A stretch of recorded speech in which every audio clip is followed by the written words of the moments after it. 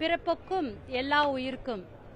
இன்று நான் தமிழக வெற்றி கழகத்தில் நம்மளுடைய மாண்புமிகு முதல்வர் திரு ஜோசப் விஜய் அவர்களின் தலைமையில் இன்று பொதுச் செயலாளர் அவர்கள் புஷி ஆனந்த் அவர்களின் முன்னிலையில் இன்று தாவேகா வெற்றி கழகத்தில் நான் இணைந்துள்ளதில் பெரும் மகிழ்ச்சி அடைகிறேன்.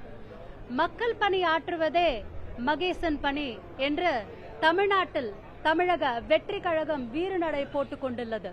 பெண்களுக்கான முக்கியத்துவம், பெண்களுக்கான 33% இடஒதுக்கீடு என்று அனைத்தையும் தங்களுடைய கட்சியில் நமது தளபதி விஜய் அவர்கள் அழகாக அமல்படுத்துகின்றார்.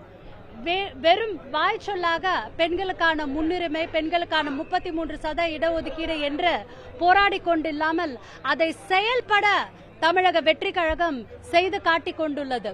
மக்களுக்கு எப்படி பணி செய்ய வேண்டும், எப்படி அறவே லஞ்சத்தை வேறறுக்க வேண்டும் என்று நமது தளபதி விஜய் அவர்கள் தொடர்ச்சியாக தமிழகத்தில் ஒரு நல்லாட்சியை நடத்தி கொண்டுள்ளார். நான் முன்னாள் தமிழ்நாடு மகளிர் காங்கிரஸ் தலைவியாக இருந்துள்ளேன்.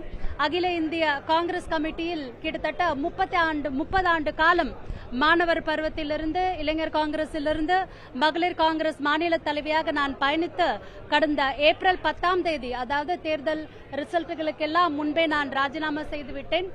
நீண்ட நெடிய கிட்டத்தட்ட ஒரு 3-4 மாதங்களாக தாவேகா அரசின் இந்த செயல்பாடுகள் என்னை மிகவும் கவர்ந்துள்ளது.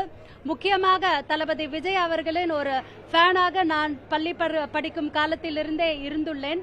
அவரை ஒரு முதல்வராக சித்தரித்து ஒரு அரசியல் ரீதியாக பார்க்கும்போது அவர் ஒரு நாடே போற்றக்கூடிய அளவிற்கு ஒரு நல்ல முதல்வராக திறம்பட செயல்பட்டு கொண்டுள்ளார்.